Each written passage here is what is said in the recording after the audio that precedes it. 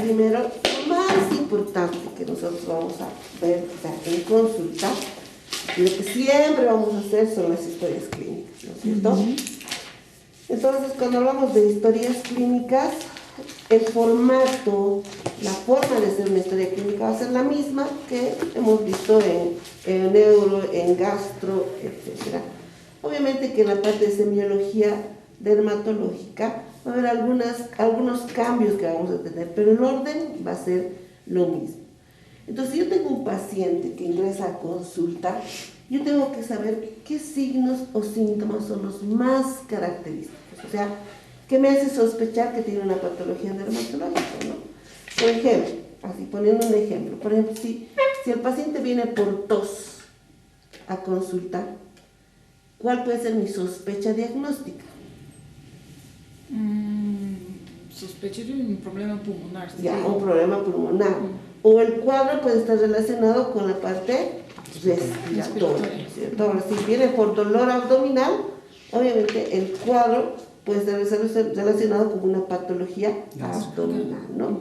A ese síntoma, a ese signo se van a agregar otras cosas que me van a hacer determinar, por ejemplo, si se trata de una neumonía, si se trata de un asma, si se trata de un enfisema, etcétera, ¿no? Pero hay síntomas o signos que son característicos de ciertas patologías, ¿ya? Por ejemplo, entre los signos, ¿no? Estos signos, doctora, que son característicos de una enfermedad, se dan como signos Puede haber signos patognomónicos, característicos, ¿no? Pero también pueden haber signos que no corresponden específicamente a una enfermedad, sino a varias, ¿no? O signos que pueden estar relacionados más con una enfermedad que con otra. Por ejemplo, si nosotros tenemos, póngale, lo más frecuente, el dolor, ¿no? El dolor no es un signo característico de una enfermedad específica, ¿no es cierto? Porque el dolor puede tener en un problema de garganta, en un problema estomacal, etcétera, ¿no? Pero si el dolor se acompaña de otra cosa, sí podemos especificar como algo de alguna patología, ¿ya? Ahora, el dolor patognomónico sí es, un signo patognomónico es específico de una patología. Sí. Por ejemplo, en dermatología, ¿qué signo patognomónico tenemos? Por ejemplo, el surco acarino, ¿no? El surco acarino es el surco que va a producir la sarna, ¿no? O el ácaro al atravesar la piel. Entonces, cuando uno ve, por ejemplo, la sarna, ve esos surcos, ¿no? Sí. Que es todo donde el ácaro va a moverse, ¿no? Y eso es patognomónico porque solamente vamos a tener en esta patología. Otro, por ejemplo, las lesiones serpentiginosas en las larvas migras, ¿no? Cuando la larva migra, también va a ser una lesión en un surco, ¿no? Entonces son como patognomónicos, ¿no? Ahora, dentro de los signos y síntomas que vamos a ver nosotros en la parte de dermatología, ¿cuáles ustedes creen? ¿Qué signos pueden ser? Coloración de la piel. ¿Cómo? Coloración en la piel. Ya, pero como piel es harto, ¿no es cierto? ¿Algún signo o síntoma? Signo de síntoma. Síntoma, signo característico en la piel. O que yo pueda sospechar de que ese paciente tiene una patología dermatológica. Falta de sensibilidad. ¿Qué? Falta de sensibilidad. Ya. Coloración. La falta de sensibilidad, ¿qué sería? Puede haber dos cosas, ¿no? Puede ser aumento o disminución. Hiperestesia o parestesia. Hiperestesia o parestesia. O hipoestesia, ¿no? Entonces, eso es falta de la sensibilidad. ¿Qué otra cosa más podemos tener como un signo en la piel? O porque sea motivo de consulta, vamos a decir. Signos, síntomas característicos. Por ejemplo, el prurito. Sí, el prurito. El prurito es un signo característico. El paciente va a venir a consulta porque les cuece, ¿no es cierto? ¿Qué otro signo podemos tener? Los cambios de coloración. ¿No es cierto? Que el paciente presente una mancha, ¿no? Sí. Que haya una mancha o no es característico de la piel. Otro,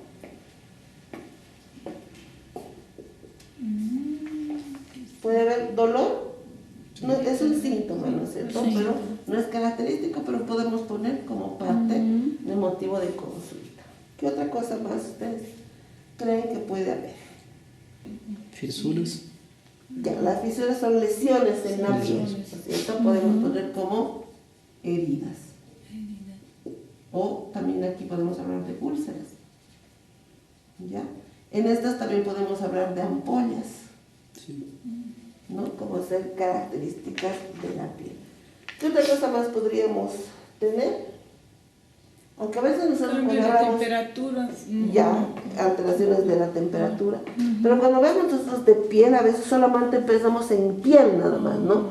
Pero dentro del estudio de la piel existen los anexos de la piel, ¿no? Y esos anexos de la piel son, ¿quiénes? El cabello y las uñas. Entonces, ¿por qué otra cosa vendrían a consultar? Por Alopecia. ¿no? Alopecias. Entonces, todos estos signos y síntomas son, vamos a decir, característicos de la patología dermatológica, no exclusivos, ¿no? Porque una alopecia puede acompañar, por ejemplo, una desnutrición, ¿no? No es característico, pero pues, entre las primeras causas que yo tengo que descartar es la parte dermatológica, ¿no es cierto? Si nosotros hablamos de la parte semiológica, yo tengo que empezar con la historia clínica, ¿no es cierto? Y la historia clínica tiene partes que van a ser, no van a ser, la historia clínica no es exclusiva de, o sea, un formato exclusivo no tiene, ¿no? Es un formato general. Usted va a la China y va a tener la misma historia clínica. Algunas modificaciones que se da porque uno trabaja en cierto hospital, ¿no? Más especialistas, etcétera, puede cambiar un poco, pero en relación en sí es una sola la historia clínica, ¿no? Entonces, dentro de los primeros, entre el formato que tenemos, ¿qué está lo primero? Dos datos estadísticos, ¿no? Y entre los datos estadísticos que vamos a tener, Los datos personales. exacto, ¿no? El nombre, la edad, sexo, ocupación, lugar de nascimento, escolaridade, ya, religión, la escolaridad, ¿qué más falta? religião também. Ya, la religión, Y ahí ¿qué más? ¿Qué datos estadísticos nos sirven? Ponemos en la primera parte, ¿no es cierto? Ya, vamos a ir viendo de ahí. Ahora, ¿quién es? No entra ahí. cuando uno, y la residencia. Residencia. Ya. Cuando yo elaboro una historia clínica, desde el momento que yo elaboro la historia clínica, yo tengo que empezar a recolectar datos, ¿no es cierto? Porque ¿cuál va a ser el objetivo de realizar una historia clínica? ¿Cuál es nuestro objetivo? ¿Qué me va a dar como conclusión la historia clínica? Un diagnóstico. Un diagnóstico, ¿no? Y si yo tengo el diagnóstico, voy a hacer un tratamiento adecuado, ¿no es cierto? Posiblemente el tratamiento dé o no resultado, pero puede ser por otras situaciones que no tienen nada que ver con que yo haya tomado una mala decisión, ¿no es cierto? Puede ser que el paciente no tenga apego al tratamiento, por lo tanto, no hizo el tratamiento y obviamente va a haber un fracaso, ¿no? Pero no es por culpa de nosotros, sino por el paciente. Entonces, eso es lo primero que tenemos que ver. Desde que yo empiezo a hacer la historia clínica, yo ya tengo que saber que el resultado de esto me va a dar un diagnóstico. Entonces, para mí lo más importante es hacer el diagnóstico, ¿no? Entonces, por eso tengo que elaborar una adecuada historia clínica, porque si no hago una historia clínica adecuada, mi diagnóstico no va a ser el correcto. Por lo tanto, el tratamiento va a tener un fracaso, ¿ya? Entonces, del nombre, ¿no es cierto? Si vale, el nombre es, vamos a poner, Juana Pérez, ¿ya? Yo ya tengo acá que el sexo es femenino, ¿no es cierto?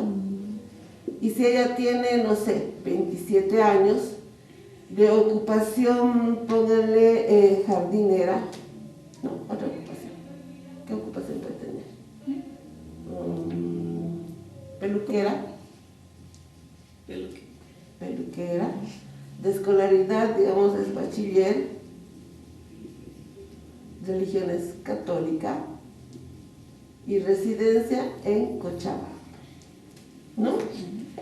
Entonces, ¿qué estos datos que me van a ofrecer?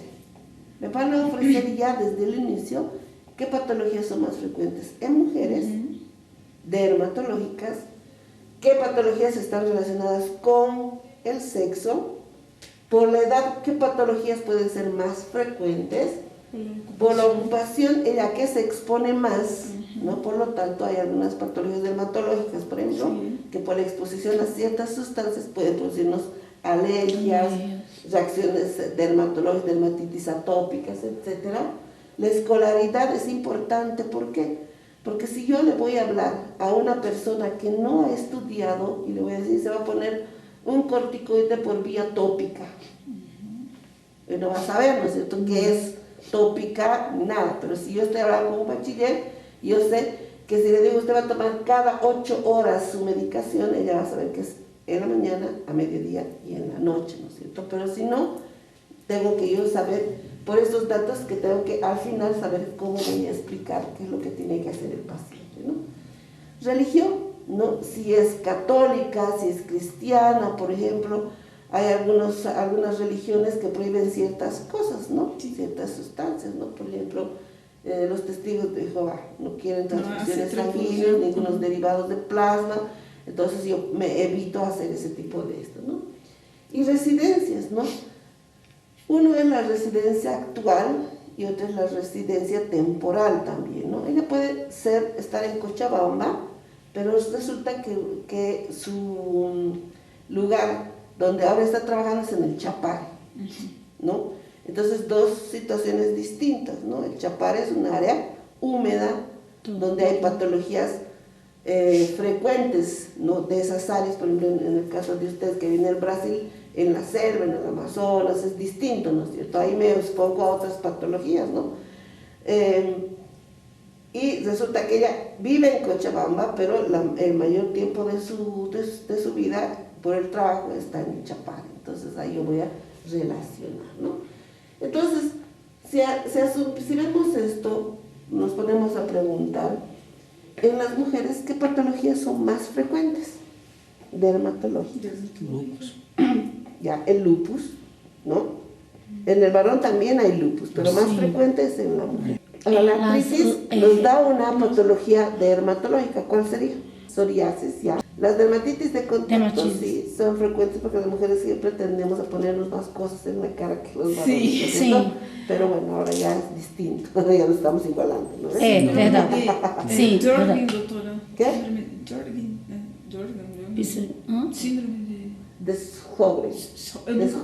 Nunca logro pronunciar. Desjogren. El síndrome de Desjogren es el paciente que presenta una sequedad, ¿no es cierto? Y está relacionado con problemas reumatológicos también, ¿no? ¿Qué otra situación? ¿Qué otra cosa? Para mujer. ¿De mujeres? Igual que para mujer y varón sería la alopecia. Pero la alopecia es más frecuente en el varón que en la mujer. La mujer no tenemos alopecias, ¿no? Entonces, hay algunas patologías que son más frecuentes en mujeres que... Ahora, si hablamos de la edad, habrá algunas edades que tienen más riesgo de patologías dermatológicas, por ejemplo, los niños. ¿Qué patologías son más frecuentes en niños? niños. Niños. En adolescentes podemos pensar, ¿no? Desde los 15 a los 25 años el acné más o menos. En niños, Piodermis. Ya. Más que todo aquellas relacionadas con los problemas inmunológicos, ¿no? Las reacciones alérgicas, las dermatitis atópicas, ¿no es cierto? Porque en nuestros niños todavía su sistema inmunológico no está bien desarrollado, entonces tienden a tener dermatitis atópicas. Además vamos a ver que las rinitis, que las dermatitis atópicas de contactos tienen cierta relación con estos pacientes que presentan, por ejemplo, bronquitis, asma bronquial, y en estas edades es muy frecuente esas patologías, ¿no?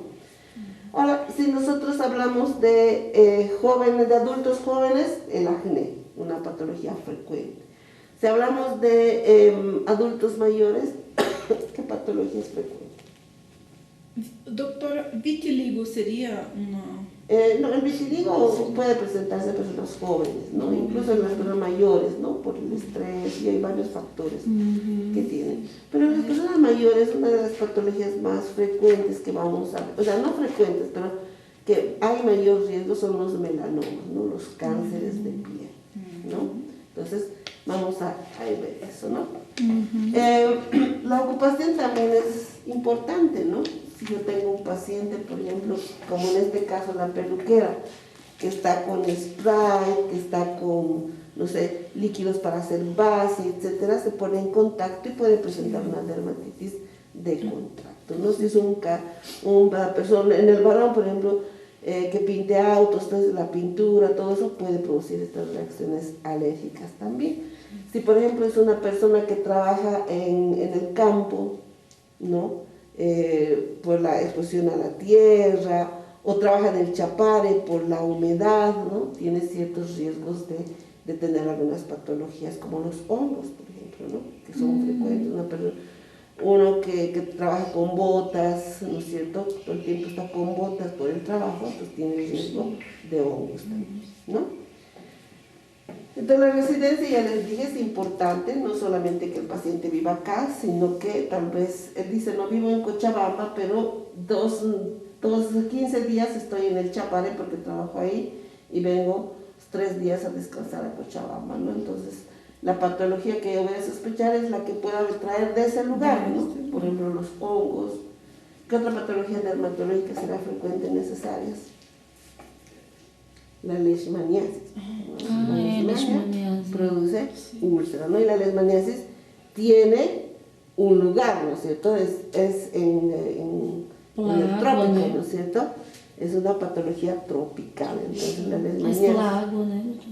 No, la picadura del mosquito. Picadura. ¿Ya? ¿Cuál será la segunda parte? ¿Motivo de consulta directamente o no? Algunos ponen fuente de la historia. Fuente, ¿no? ajá. Fuente de la historia. Fuente de la historia, que puede ser la paciente, ¿no? O algún acompañante, ¿no? Sí. Obviamente, acá, ¿qué es lo que vamos a diferir? Es que si es del paciente, es más fidedigna, ¿no es cierto? Pero si viene, en caso de los niños, por ejemplo, la que habla es la mamá, ¿no? Entonces, pero si la mamá no vive con el niño, entonces tenemos que buscar una fuente creíble, ¿no? Que pueda ser. Y el otro es el motivo de consulta, ¿no es cierto? Cuando hablamos de motivo de consulta, yo tengo que saber qué es la causa, ¿no? ¿Qué trajo el paciente a la consulta, ¿no? En este caso vamos a poner, por ejemplo, de esta señora que presenta, por ejemplo, una mancha como motivo de consulta, ¿no?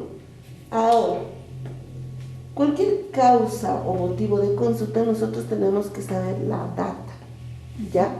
Porque no es lo mismo que tenga una mancha de un día que una mancha de hace 3 meses, ¿no es cierto? O que tenga, por ejemplo, una úlcera, ¿no? Una úlcera, ¿no? Que no es lo mismo que sea una úlcera de hace 3 días que apareció o una úlcera que ya tenga 2 meses de evolución, ¿no? Entonces, a eso ¿qué me ayuda a determinar? La cronicidad, la data, ¿no? Si es aguda o si es crónica, ¿no? Entonces, hay patologías dermatológicas que son crónicas, ¿no? Por ejemplo, si hablo de una mancha, un vitiligo, ¿no?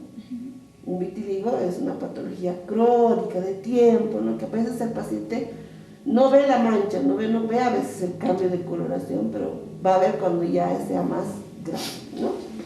Entonces es importante saber el motivo de consulta y determinar específicamente la data, porque yo así puedo descartar muchas patologías, ¿no?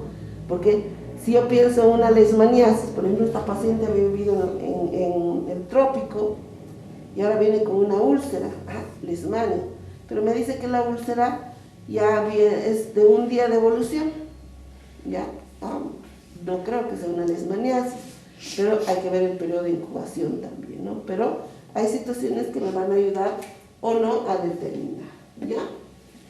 3 que vamos a tener, la enfermedad Actual.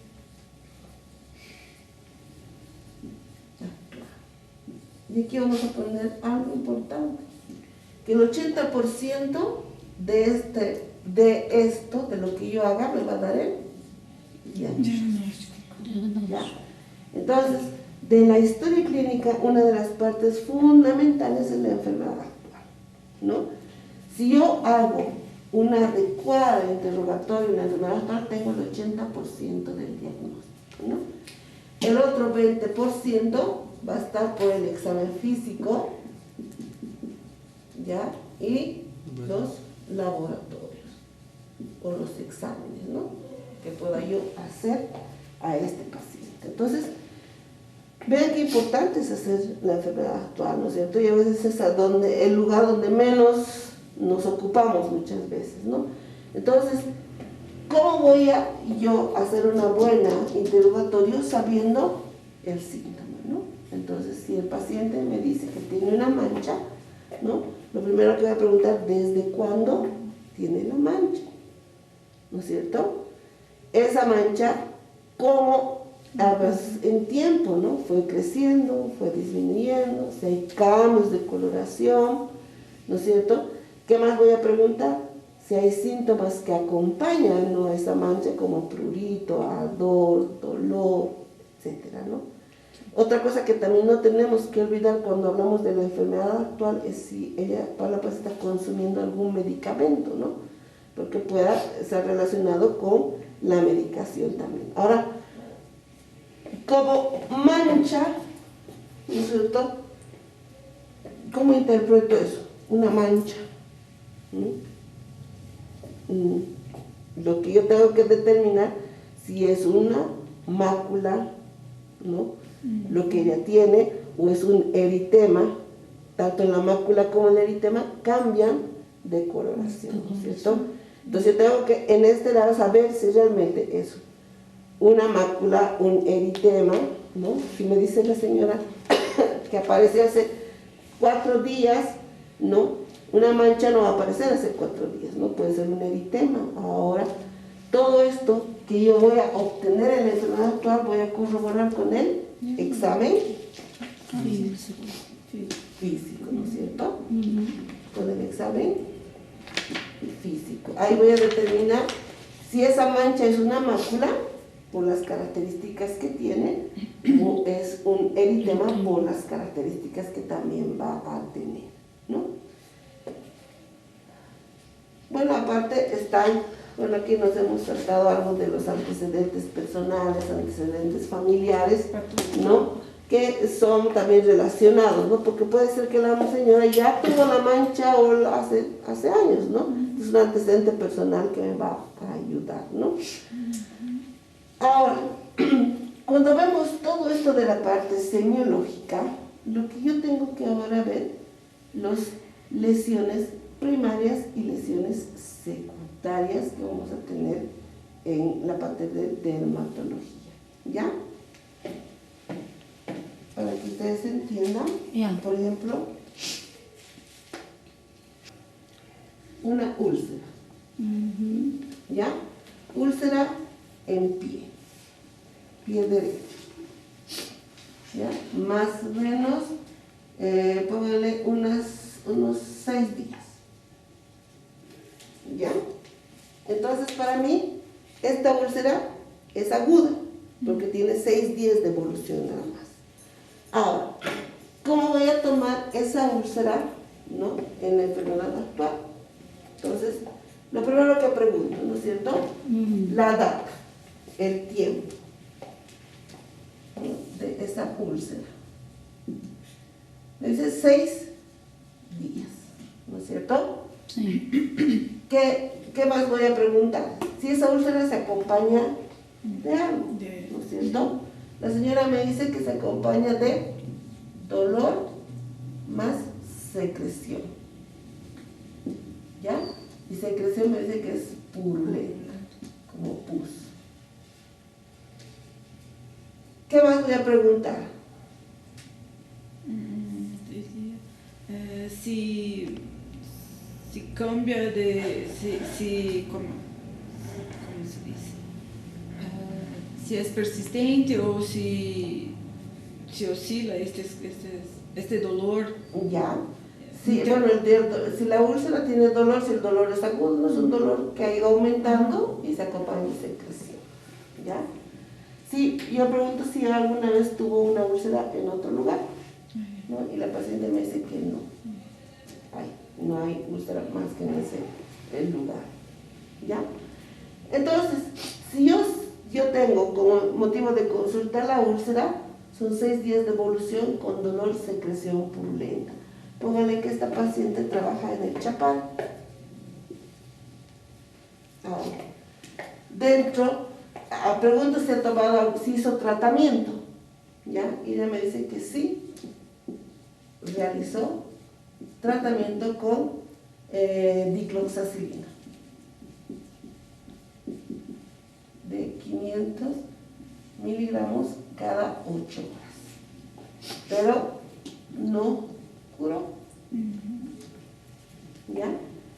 Entonces, una úlcera de 6 días de evolución con dolor y secreción, con tratamiento previo antibiótico sin cura, ¿qué puedo pensar? Que el paciente no ha hecho el tratamiento adecuadamente. Correcto. Ya. Para la paciente me dice que sí realizó su tratamiento y concluyó. No es tratamiento adecuado entonces para este. Yo puedo pensar eso, ¿no? De que si hay una secreción purulenta, para mí es una infección bacteriana, ¿no es cierto? Y dentro de los gérmenes que afectan la piel tenemos a 2 más específicos, que es el estafilococo y el estreptococo, ¿no es cierto? Que son gram positivos, ¿no es cierto? Y para el gram positivo, ¿qué medicamentos tengo? La dicloxacilina, ¿no es cierto? Entonces, que debería cubrir, pero aparentemente no. Entonces puedo sospechar que el germen causante no es el estreptococo ni el estafilococo, ¿no? Ahora, tengo esto, ¿no es cierto? Hay mi úlcera, ¿no? Que no cura, no ha habido en otro lugar, el paciente realizó tratamiento, se acompaña del dolor y prurito, ¿no? Ahora, al examen físico. Doutora, esse paciente tem outra enfermidade de base? ¿Qué? Esse paciente tem outra enfermidade de base ou No, outra? nada, no hay nada, nunca. Entonces, con esto de la enfermedad actual, ¿cuál podría ser mi primera impresión diagnóstica? Não sei, Una lesión ulcerosa, dolorosa, No con total. secreción, realiza tratamiento, primera vez que el paciente tiene una lesión así, leishmaniose. ya. Por el nexo, yo digo, puedo pensar en una leishmaniose. ¿Qué otra cosa podría ser? El amigua es produce úlceras también, ¿no? Sí, Úlceras, sí. ya. Trombidiasis. O tungiasis, ¿no? Trombidiasis, creo. Nigua. ¿No? Nigua o lo que nosotros denominamos tungiasis. Trombidiasis. Tungiasis. Sí. Ya, ahora puedo pensar en una Pi é esse. dermitis también, ¿no? Ou aquela, doutor, filidiasis. Filariasis, la filaria no Filaria. produce una úlcera, ¿no? Filária. Pero, bueno, Não Não? produz pues ahí podemos pensar, porque estamos lanzando diagnósticos. A filária aqui da túneus? Filariasis. Filariasis, não sei. Es la filariasis produce obstrucción de los linfáticos, ¿no? Y por eso produce una elefantiasis, ¿no? Elefantiasis. ¿Qué más podría pensar? Si es en el pie, puedo pensar en una úlcera varicosa también, ¿no? Porque es frecuente en mujeres, sobre todo las úlceras varicosas. Entonces, esas son mis hipótesis diagnósticas, ¿no? Ahora, en el examen físico voy a corroborar. Ahora, en el examen físico veo una lesión de bordes regulares, ¿no? De bordes regulares, Definir. Ahorita viene la palabra. De bordes regulares en dorso, vamos a poner, en dorso lateral, pie derecho, ¿ya? Con base granular, con secreción purulenta. En número de una sola úlcera. ¿Ya? Ahora, bordes regulares, dorso lateral derecho, de base granular, con secreción purulenta, una sola úlcera. Puedo poner, ¿no? Me llama, ¿no? La atención. Atención. ¿Qué más? Borde solevantado, ¿ya? Entonces mi úlcera es así. Así es. Y la base es granulosa. ¿Ya? Ahora, una úlcera de bordes regulares, levantados, base granulosa, ¿no? ¿Cuál puede ser el diagnóstico? La primera y la última. ¿Leishmaniasis? ¿Puede ser? Sí. Sí. La última. ¿Nigua? No, porque la nigua es una lesión que sí puede presentar una pequeña ulceraris, pero es bien levantada, ¿no? Nosotros vamos a sacar al parásito acá. ¿Una piodermitis? No, porque la piodermitis, si bien puede producir una úlcera, las úlceras en las piodermitis no son bien definidas, no son bien irregulares. ¿Puede una filariasis? Tampoco. ¿Puede ser una úlcera varicosa? Puede ser, Sí. ¿no es cierto? Entonces estoy con estos dos diagnósticos, ¿no? Ahora, ¿cómo hago el diagnóstico diferencial? Diagnóstico diferencial. ¿Cómo podría? A ver, ¿por qué hago diagnósticos diferenciales? Para descartar una enfermedad específica, ¿no?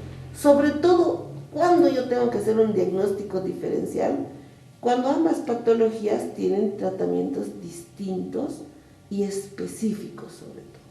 Por ejemplo, acá yo sí tengo que hacer un buen diagnóstico diferencial. ¿Por qué? Porque la leishmaniasis tiene un tratamiento específico, ¿ya?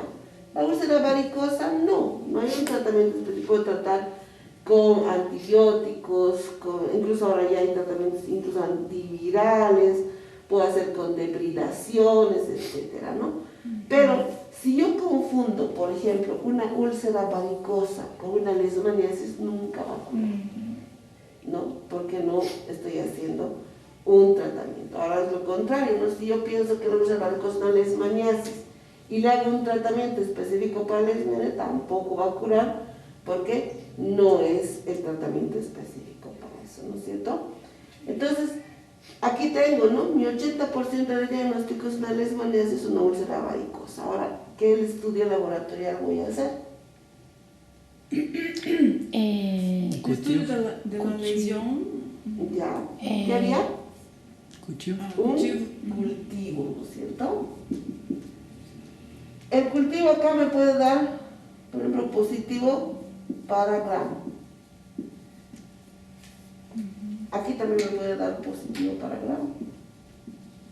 Para grano positivo no puede dar, granos no puede dar. Lo que tendría que hacer para diferenciar específicamente es un cultivo específico para leishmaniasis, ¿no es cierto? Y obviamente si es una leishmaniasis me va a dar positivo a mastigotes, ¿no es cierto? Que es el parásito de la leishmaniasis. Entonces tengo esto, inicio mi tratamiento, que va a ser con el glucantina, ¿no es cierto? Por aproximadamente unos 23 días, ¿no? Si me da negativo para mastigote, entonces hago mi tratamiento con antibióticos de acuerdo al antibiograma que me da la lesión ulcerosa. Obviamente, en la lesión ulcerosa, ¿cuál sería una de las características que va a tener el paciente que tiene una lesión ulcerosa en la pierna, Varices, ¿no? varices, Muchas veces. que lo más característico que va a tener es que toda el área que está acá va a estar de color violáceo, ¿no? Porque no hay vascularización, ¿no es cierto? Por lo tanto, esa úlcera no va a curar, ¿no? Porque no hay vascularización. ¿Cuál sería la diferencia entre una úlcera venosa y una úlcera arterial? Porque ahora no puede tener un color violáceo. Esta necrosa. Ah, necrosis. La necrosis, la isquemia es característico de la arterial, ¿no? La venosa no. La venosa es una úlcera permanente que no cura, ¿no? Que hay que hacer. Ahora, importante es la data, ¿no es cierto? 6 días. Una úlcera varicosa de 6 días es poco probable, ¿no? Una úlcera varicosa es de meses de evolución, ¿no? Otra característica que nosotros tenemos, la leishmaniasis. Si bien nosotros hemos visto que la leishmania es una patología dermatológica, pero una de las características en la leishmaniasis, yo tengo que ver la data también, ¿no? ¿Cuánto es el periodo de incubación de una leishmaniasis? Hablamos de 2 semanas más o menos, hablamos de 14 días, ¿no? 14 días de incubación. Entonces, si esta señora está en el Chapare, obviamente tiene riesgo, ¿no es cierto? Que esa úlcera. Hemos tenido, por ejemplo, pacientes que después de 6 años han manifestado la úlcera. Han venido acá, la úlcera, bueno, buscamos otra causa y no había, ¿no es cierto? Y se hizo tratamiento, nada. Entonces se ocurrió preguntarme si alguna vez fue a por el Chapar, y había un paciente que nos dice que fue a hacer su servicio militar a Riberalta. Entonces de ahí se le hace el estudio y era positiva a mastigón. Se me dice tanto tiempo y apareció ahí. Entonces, en la lepra es lo mismo, ¿no es cierto? Entonces, incluso acá también podríamos pensar en una lepra, ¿no? Pero no hay signos característicos de la lepra, que son, ¿cuáles son los signos característicos? Hiposensibilidad. Cuando hablamos de la lepra, no olvidemos que los signos característicos son las 3 As. ¿Qué sería? Anestesia.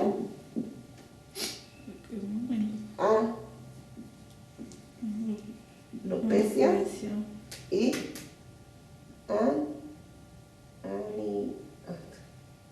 No sei, não. Não sei. Cuando no hay sudoración, anhidrosis. Anidrosis. Son todos termos. ¿Ya?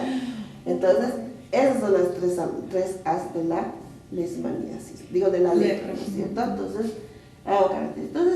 si ustedes se dan cuenta, ¿no? El hacer la historia clínica es sumamente importante, ¿no? Pero cuando yo voy a tener un diagnóstico adecuado, ¿ya? De saber interpretar todos estos síntomas y llegar al diagnóstico de leishmaniasis, cuando yo conozco, ¿no es cierto? Conozco sobre dermatología. Si yo tengo un conocimiento previo de las lesiones de la parte dermatológica, obviamente me va a ser mucho más fácil, ¿no es cierto? Ahora, nosotros si hablamos de mácula, hablamos de fisura, hablamos de prurito, no es algo nuevo, ¿no es cierto? ¿Qué es prurito? ¿No? Primera vez en mi vida que oigo prurito. No, porque ustedes ya están a un año de terminar prácticamente la carrera, ¿no es cierto? Entonces ustedes ya saben que es un prurito, ya saben que es una fisura, ya saben que es una costra, entonces ya hay un conocimiento previo, ¿no? Cuando yo podría no pensar si estoy en primer semestre, ¿no? Que no sabemos, entonces ahí no, pero como ustedes ya tienen preparado, ya son preparados, ya han concursado en fisiología, anatomía, etcétera, ya tienen este conocimiento previo para poder hacer el diagnóstico. Incluso en parasitología han llevado leishmaniasis también, ¿no?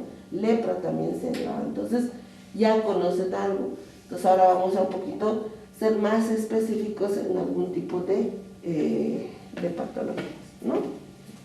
Por ejemplo, hemos tenido nosotros en algunos pacientes hablando de la leishmaniasis, por ejemplo, que han venido con lesiones mucosas, tenían una lesión mucosa. Entonces la leishmaniasis tiene dos tipos de presentación. Tiene una lesión cutánea y una lesión mucosa también, ¿no? Incluso tenemos 3 tipos de leishmaniasis, ¿no? La mucosa, la cutánea y la visceral o calazar, ¿no es cierto? Entonces, pero las que presentan lesión dermatológica son la ulcerosa y la mucosa, ¿no? Entonces, pacientes que hemos tenido, por ejemplo, con lesión mucosa, pérdida del tabique nasal, lesiones en la boca, vamos a ver cuando veamos leishmaniasis, ¿no? Entonces, ese es motivo de consulta, ¿no? Pero resulta que al hacer el examen físico nosotros hemos encontrado cicatrices de lesiones antiguas, ¿no? Entonces, la manifestación de las lesiones mucosas son tardías, son secundarias a la presencia de una lesión primaria que era la úlcera. Ya, esa es la lesión primaria que aparecía, ¿no? Y secundaria a esa, ya hubo las úlceras mucosas, ¿no? Entonces, la primera manifestación de la leishmaniasis es la úlcera, pero en algunos pacientes aparece la úlcera y pues cicatriza, ¿no? Porque le pone un montón de cosas, ¿no? Y llega a cicatrizar, pero la cicatriz de la leishmaniasis es bien característica, ¿no? Entonces el paciente dice, ay, sí, hace años he tenido una úlcera. Ah, entonces la lesión en la mucosa es una leishmaniasis mucosa, ¿no? Entonces hemos tenido esos casos, ¿ya? Entonces, ¿qué voy a evaluar en la piel? ¿Ya? Cuando yo hago el examen físico, yo voy a evaluar en la piel algunas características, ¿no es cierto? ¿Qué voy a evaluar en la piel? Uno, ¿qué evalúo primero en la piel? El color. Color, temperatura. 2, la temperatura. ¿Qué más voy a evaluar? La turgencia. ¿Qué más? Não recuerdo. La elasticidad. Elasticidade. Elasticidade seria. Elasticidade é viscosidade, não? La hidratación. Hidratação, é. Não sei, não, em espanhol. ¿No? La hidratación, ¿no? En la piel, ¿no? Son características que voy a ver, ¿no es cierto? El color de la piel, por ejemplo, va a variar, ¿no? El color de la piel varía según la genética, ¿no es cierto? Nosotros que somos de Latinoamérica tenemos una piel más morena, ¿no? Pero si vamos a Europa, ¿no? La piel es más blanca, ¿no? Entonces, evalúo el color. Pero cuando evalúo el color, tengo que evaluar también características de esas, o ese color está acompañado o puede ser secundaria a una patología. Por ejemplo, ¿en qué casos yo voy a evaluar el color? Voy a tener alteraciones en el color, por ejemplo. Melasmas, por ejemplo. Ya, el color en el... Icterícia. Ya, por ejemplo, la ictericia. La ictericia me va a dar un color Amarillo. amarillo. Porque tenemos colores que son patológicos, ¿no es cierto? Por ejemplo, la ictericia es un color patológico, no todos. Aunque también tenemos pacientes que son ictéricos, pero no es patológico, ¿no? ¿En qué casos, por ejemplo?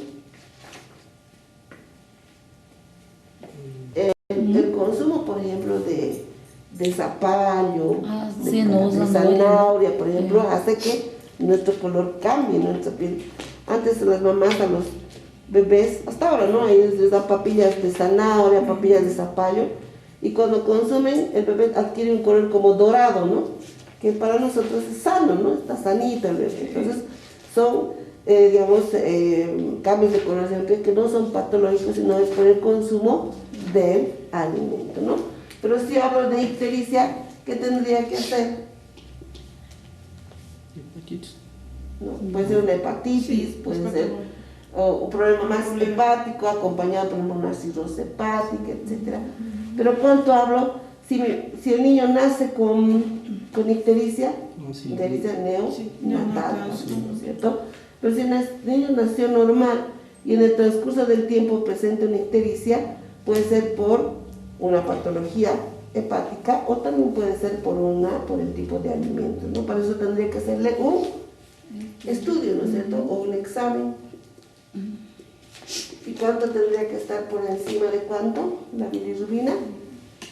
Un punto De 2 De a 2.5 Planta amarilla. de 2. Entonces ahí yo digo, este paciente tiene ictericia porque estéril. ¿Qué otra cosa más? ¿Qué otro tipo de cambio de coloración tendría? Plasmas. El vitiligo. También ¿cuál sería el otro vitiligo? Albino. Albino. Albino. Albino. Ah, tá. Vamos a ver ahorita las listas. Sim, todo blanco. En otro sería, por ejemplo, la en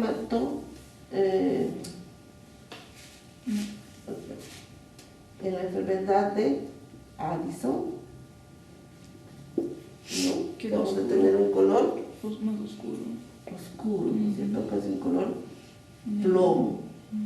En el enfermo renal vamos a tener un color café, opaco, ¿no? Como sucio. Ustedes van a ver a los pacientes que hacen hemodiálisis, su piel es café, pero no tiene brillo. ¿Por qué? No porque tengan problemas de las glándulas, sino que el paciente con problemas renal se restringe el líquido, ¿no? Porque su riñón no puede trabajar, entonces son secos pacientes con piel seca. Ahora, el vitiligo, ¿no? Es una enfermedad que se da en tiempo. El paciente con albinismo nace con albinismo. Sí. El paciente con albinismo es una patología genética, ¿no? El otro no. Acá podemos tener, en realidad no se sabe una causa específica del vitiligo, ¿no? Entre los factores que pueden desencadenar un vitiligo está el estrés, lesiones previas, por ejemplo, en el caso del Michael Jackson, que nosotros tenemos, que tiene vitiligo, ¿cuál ha sido la lesión de él? La primera lesión ha sido la quemadura que ha tenido, ¿no es cierto? Él tiene una quemadura y secundaria a la quemadura ha habido el vitiligo, ¿no? Nosotros también podemos tener problemas de una herida, por ejemplo, una herida quirúrgica, y de que a un tiempo la herida puede presentar un vitiligo, puede haber ausencia de melanina, pero secundario a la herida, ¿no es cierto? En el caso del vitiligo, el paciente nace con melanina, ¿no?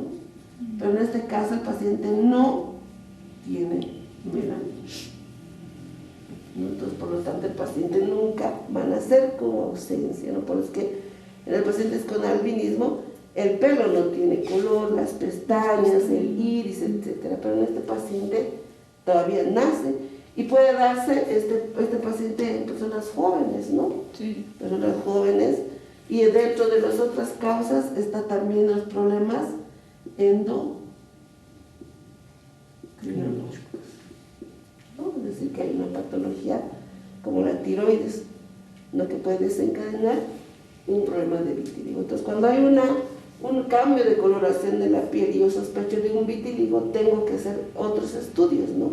Estudios como las endocrinológicos, la diabetes, etcétera, para descartar que esa no sea la causa del vitiligo, ¿no? Doutora, igual que vitiligo, albinismo, que é uma despigmentação ou a ausência, por exemplo, da melanina, igual há pessoas que têm manchas mais oscuras, ¿no? negras casi. Y eso, ¿no? Hablamos de los No hay hiperpigmentación. melasma, ¿no? Y dentro de una de las más características tenemos el croasma gravídico, por ejemplo, ¿no? En las mujeres durante el embarazo, ¿no? Que son las pecas, ¿no? Que aparecen las pecas, que es por un problema más hormonal, que obviamente es un problema transitorio, ¿no? Pero puede llegar a ser permanente, ¿no? Porque todos tenemos pecas, Sí. ¿no? Pero ¿por qué en ella se le nota más o en él más? Porque nos exponemos al sol.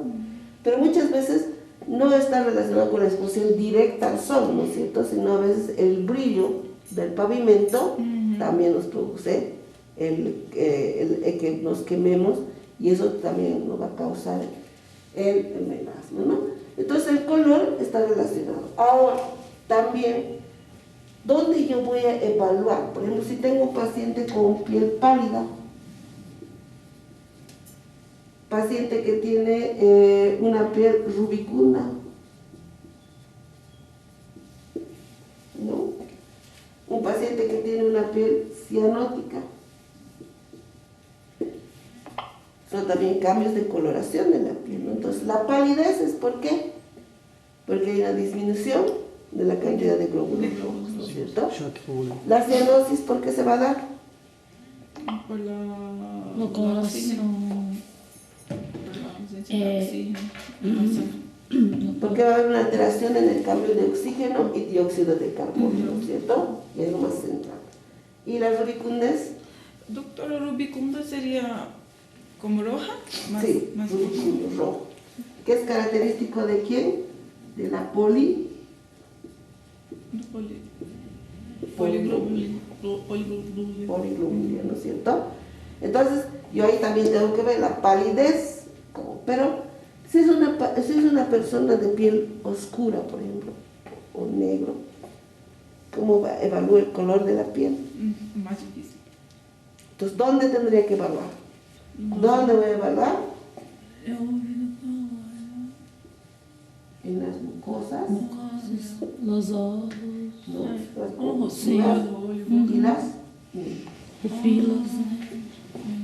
Entonces, para evaluar el color específico de la piel, estoy pensando en una rubicundez, de una cianosis, ¿no? Tengo que evaluar en las mucosas, ¿no? Ahí sí voy a tener, porque puede venir que el paciente venga con las uñas pintadas, ¿no es cierto? Entonces, ahora, otra forma también que uno evalúa en consulta a veces es con la palma de la mano, ¿no es cierto? Entonces, a ver, asumo que yo estoy más sana, ¿no es cierto?, que el paciente, entonces voy a comparar, ¿no? Entonces ahí comparo también. Entonces, todos esos cambios de coloración de la piel me tienen que determinar, ¿no? Tengo que igual evaluar, ¿no es cierto?, desde cuándo, ¿no? Cuándo presentó ese tinte amarillo, cuándo presentó esa pérdida de la pigmentación, si hay más lesiones, si esa ictericia es en todo el cuerpo. Tenemos pacientes que presentan ictericia en las conjuntivas nada más, ¿no?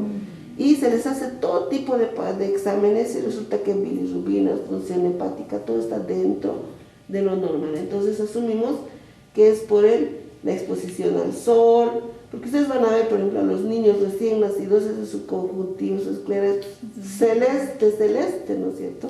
Y a medida que vamos envejeciendo, vamos siendo aumentando la edad, se va pigmentando, se vuelve un café más oscuro, hasta un color más café oscuro, rojo, con puntos, etcétera, ¿no es cierto? Entonces, tenemos que evaluar todo